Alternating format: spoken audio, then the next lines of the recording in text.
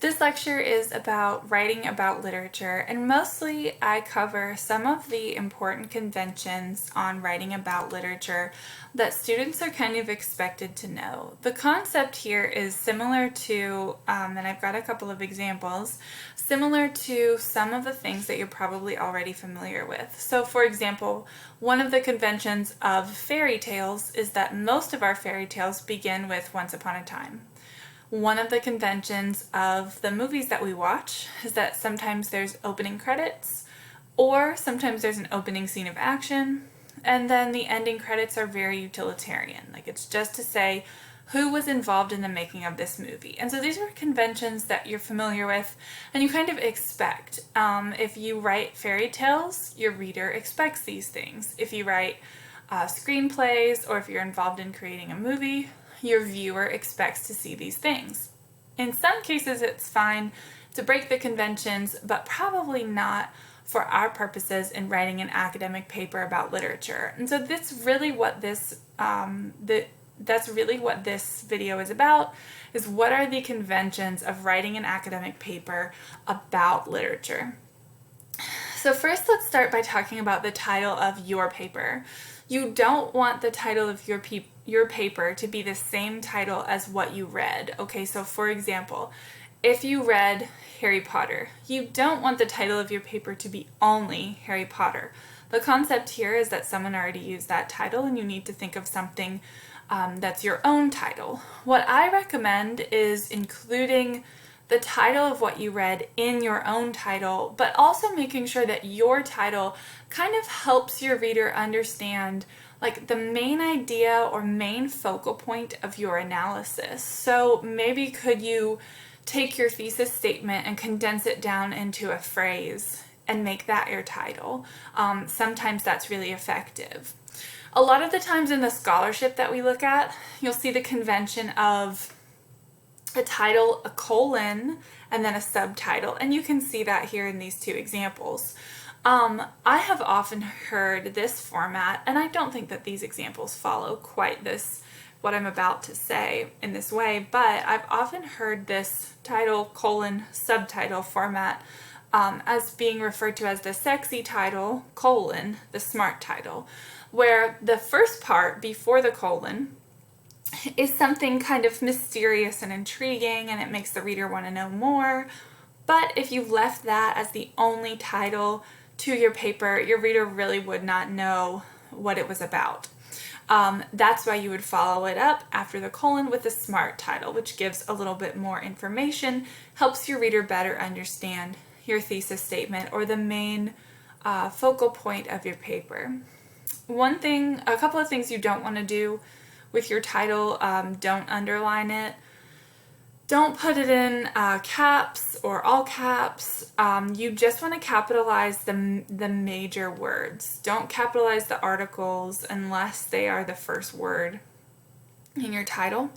You don't want to bold your title. You don't want to put your title in quotation marks. You also don't, because we're using MLA format, you don't want to put it on a separate title page. So just some conventions of your paper's title. Speaking of MLA format, if you're not familiar, but I assume that most of you are, if you're not familiar, or if you just need a refresher on what it's supposed to look like, remember that you should have your last name and page number in the top right-hand corner, and that should be found on every single page. When you're inserting that page number, you want to make sure that you actually insert a page number and you don't just type number 1, because if you type number 1 on your keyboard, you're going to get number 1 on every single page. So you need to use your word processing software and go to insert and then insert a page number using the controls in that software. Only found on page 1, so it's not in the header, it's just in the body section of your document, so it's only on page 1. It should be your name, your instructor's name, the class, and then the date. MLA format specifically asks for your date to be structured as day, month, year. So for example, that would look something like, 7 March 2020. In this class, because we're kind of like headed into more advanced writing, I don't worry too much about the date. However, if you've taken me before in English 111 or English 112, I am very particular about the date in that class. So if you're used to that MLA standard format, just keep on using it here. As you can see, kind of like in the example, this is where your title would go, and it's the same exact font as everything else. Now, I have bolded all of the font on this page simply because I wanted this visual to stand out, but none of your content should be in bold letters. Okay. So I know that in our course I talk a little bit about the structure of an academic paper, and you can find that in the Writing About Literature resources, but I want to talk a little more about your paper's introduction. So your opening paragraph should clearly lay out your topic. Make sure that you mention the author or authors of your analysis. When you first mention an author, and again, these are conventions of writing, things that are just expected. When you first mention the author, use both the first and last name, or if the author goes by their first, middle, and last name, and that's just like publicly accepted. For example, Edgar Allan Poe, right? We never really call him Edgar Poe. That's very strange. It's Edgar Allan Poe. You would refer to all of the names by which you're used to hearing your author. If you have more than one author, talk about all of them. You also likely would want to mention the type of work that you're analyzing or the type of works that you're analyzing. It's really important to understand what you're reading. So if you're reading a speech, you wouldn't call it a story, you would call it a speech. If you're reading nonfiction, for example, like a captivity narrative, you wouldn't also refer to that as a story. You would be specific and call it a narrative or a captivity narrative. So it's just really important that you kind of are familiar with the type of text you're looking at. Another example would be, if you are reading a work of fiction, you probably wouldn't use the phrase article. Or if you're reading like a short story, you wouldn't call it a book. Okay. You also want to identify the title or titles in your opening paragraph of the texts that you're analyzing. Essentially, your reader needs to know what's going to be the focal point of this paper. The reason for that is, again, we assume that academic papers are intended to be published and that other people are going to read them. And so in that case, people reading them need to know by the beginning, like, what it is they're in for. Of course, your introduction should hook your readers and want to make them read more. So in this week, I also give you an entire lecture video on thesis statements and crafting literary thesis statements. So here I'm just going to kind of run through kind of like in a nutshell some major things to avoid and what you want to do. The biggest thing, and again I talk about this in my other lecture video, is you do not want to have any kind of statements of intention that introduce your plan. So examples of that would be, I will talk about ... or I will discuss ... You want to avoid that kind of language. You just want to do it. Just identify what your argument is, the focal point of your claims, and move on to your next paragraph. For me, I expect that your thesis statements will be the last sentence in your introduction. However, as you advance in writing, if any of you go into studying English or literature, and after you leave Mitchell, you might find that your thesis statement fits somewhere else, not as the last sentence. But a basic convention of a paper structure is that the thesis is the last sentence or two of your introduction. When you make references to the author in your paper, like after the first time, remember the first time you want to use first and last name, or first, middle, last, or whatever the full name is that your author goes by. But after you've done this, you then want to revert to last names. Don't ever call your author by their first name. It's too informal. Using someone's first name suggests that you know them. And unless you know Edgar Allan Poe personally, you don't want to say Edgar, explains, or Edgar writes about, or anything like that. It's just a little too much informality for an academic paper. We can also talk about verb tense here in the body of your document. When you are presenting like quotes and paraphrases and you're talking about the author and what they're doing with the text, you want to use present tense. So you don't want to say, you know, Charles Brockton Brown wrote. You want to say he writes, he explains, she details, she analyzes, she guesses. Whatever verb you're using to talk about what the author's doing with the text, you want to put that in present tense. As far as our class goes, I assume that many of you, this is your first introduction to writing about literature. It's something, in terms of verb tense, it's something that I want you to have in the back of your mind, try to pay attention to. I'm not going to, you know, of course, I'm not going to fail your paper if not all of your verbs are in present tense, but you want to kind of make sure that it's something you look for. Maybe that means having just a dedicated proofreading session where all you're doing is looking at verbs. You're not looking at any other grammar errors. You're not looking at the paper structure. You're not looking at your analysis. You're just paying attention to the verb tense. So that's one thing that you can do. Once you start that present tense, you want to keep it as consistent as possible throughout your paper. The other thing that you want to do is avoid you. I think that there's a lot of tendency for students, especially when they're new to writing about literature, to say, you know, like when you read this text, you first think, you know, insert thought here. But a lot of yous and yous. I think that students are likely prone to doing this because they know they shouldn't write I, right? No I, no me, no my. So what does that leave you with?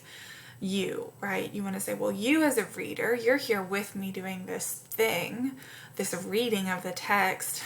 And so I think that it's kind of a good, or students see it as like a good alternative to I, but it puts your reader in a strange position because it's presumptuous, right? It assumes that your reader is reading this text in the same way that you are. And I think that that's just, again, it's a convention of academic writing that you avoid using you.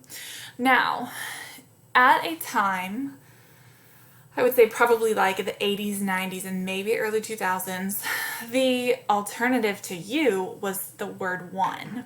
Like, when one reads this text, one might consider blah, blah, blah. But that's a bit pretentious. Using words like one or just this sort of strange, unidentified third person are very, I guess, like elevated to a sense of being, I don't know exactly how to phrase it without just straight up saying pretentious. I mean, it is kind of pretentious. Like when one reads this text, one is brought about feelings of oneself, and it's a bit antiquated way of speaking, and I don't think that it's very natural, which is I think why it sounds so pretentious. So if you are able to avoid the use of one, do that. The best way to do it is just use a noun, right? Readers. A reader analyzing this text for the first time might think ... right? You don't need to say, when you analyze this text for the first time, you might think. You don't need to say, when one analyzes this text for the first time, one might think. You could say, when readers analyze this text for the first time, they might think ... That sounds the most natural, the least pretentious, and the least likely to put you as a writer in an awkward situation with your reader. Okay. There are some things that sometimes I see, and these are some tones to avoid in your writing. I mentioned on the previous slide to avoid I. And the reason for that is that it gives sort of like it gives this feeling to your reader that you don't feel confident in your writing. So if you're saying, I believe, I think, in my opinion, what you're doing is saying, well, don't worry if you disagree with me. These are just my opinions. but actually we want to approach our analysis of a text more confidently, in a more confident way than, this is just my opinion. Of course it's your opinion. Nothing you're saying is fact. No part of an analysis or a literary analysis should be read as fact. It is an interpretation. Your name is on the paper. Like, it's already understood from your reader that this is an interpretation of a situation. This is not to be taken as fact. I think that we are in a really interesting time where this is super important. We read a lot of things that we think maybe the author believes is fact, when in fact the author is just writing very confidently. Okay, so you should also write confidently, but you should also read things with the understanding that a writer might be writing confidently and not expressing fact, purely opinion that doesn't sound like opinion. And that's kind of the goal, I think, with literary analysis, is you want to sound confident in the way in which you are interpreting the text, because you want your reader to believe you. The point is to have an academic conversation that's built upon the foundation of persuasion. Can you convince your reader that the way in which you are interpreting this text is valid? Okay? Not that it's the only way, but just that it's a valid one. So avoid that quivering thing to do, like, oh, well, I just think this. This is just my opinion. It is your opinion, and it's an important one, and I want to read it, or else I wouldn't be reading it, and your name is on this paper. So those are phrases just to nip in the bud right away, get rid of them. You want to avoid, like, something that sounds too informal. I think that for the most part, I don't see student papers that are very, like, chat-based or conversational. At a certain level, you do want to sound a bit conversational, but you don't necessarily want to start evaluating, just kind of like in the beginning of how you feel about a text. That is something you could say for your discussion boards. Again, I also don't see this blustering tone often with student writing, sometimes maybe in a conclusion, possibly in an introduction. But if you feel the need to be like very aggressive, in your writing, an example here, only an idiot would fail to see the irony here. Just try not to say these things, because, I mean, hey, what if I failed to see the irony and now you've called your reader an idiot? Which is, again, if the point of academic writing is to persuade your reader that your point is valid, then you've just built a very tall wall between you and your reader. You should use appropriately formal diction. Don't go to a thesaurus. Like, if you have a simple word, write a simple word. You don't need a $5 word where a $1 word will be just fine. You want to avoid slang. You want to avoid, like, saying things like, the author makes a great point when he says, bop, bop, bop. Doing too much evaluating of a text as opposed to analyzing of a text is less effective, unless I'm asking you to write an evaluation. I think there are some words that are overused in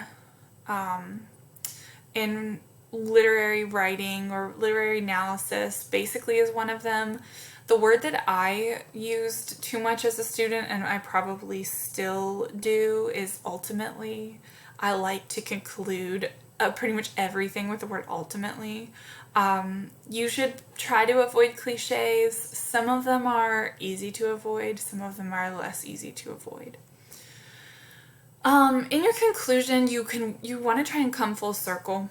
So what? Why does this matter? One of the ways to do that is to bring up something you mentioned in your introduction. One of the things that you also want to avoid in your conclusion is the obvious, in conclusion, to conclude, in sum, my favorite, ultimately. And again, this is the last paragraph of your paper. We assume we're reading complete papers. By the time we get to the last paragraph, we know we're at the conclusion. One final slide that I want to talk about is including quotations. Every single one of your papers in class should have quotations because the whole point is for you to provide evidence from the text, analyze that evidence to lead to an interpretation that responds to the prompt effectively. So you need to know that quotations are absolutely expected, 100% required of your papers, but also, of course, you need to know how to include them correctly. Now, ideally, everything you learned in English 111 and English 112 means that you can satisfactorily, I don't know what the right word is there, correctly include quotations in your literary papers, but just in case you need to brush up on that information, there are some resources here. So in our class in the LMS, I have a section on MLA format resources.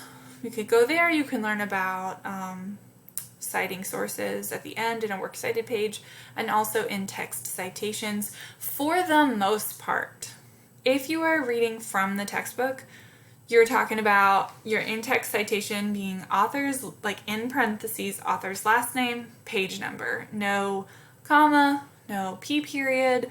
It's the author of the text that you read, not the author of the anthology. And it's pretty straightforward. There may be a couple caveats to that when you get into, some of the PDFs that I have provided for us to read it throughout the class, like in Unit 2, but for the most part, it's author's last name, page number. There is also, if you need more information than what's in the LMS, there's also the Purdue OWL. This is a link, or you can just Google the Purdue OWL MLA, and it will take you to the MLA section, which you can sift through the navigation pane to find what you're looking for. And then, of course, if you have the little seagull from English 111 or English 112, then there's a section on quoting starting on page 108, and there's also a section on MLA in-text citations, page 122 through 128, depending on the nature of the citation that you've got. So that's everything. These are the conventions of writing about literature. These are the things that I expect to see done, and of course in some cases not done, depending on the context here in your papers. And if you guys have any questions about that, just send me an email.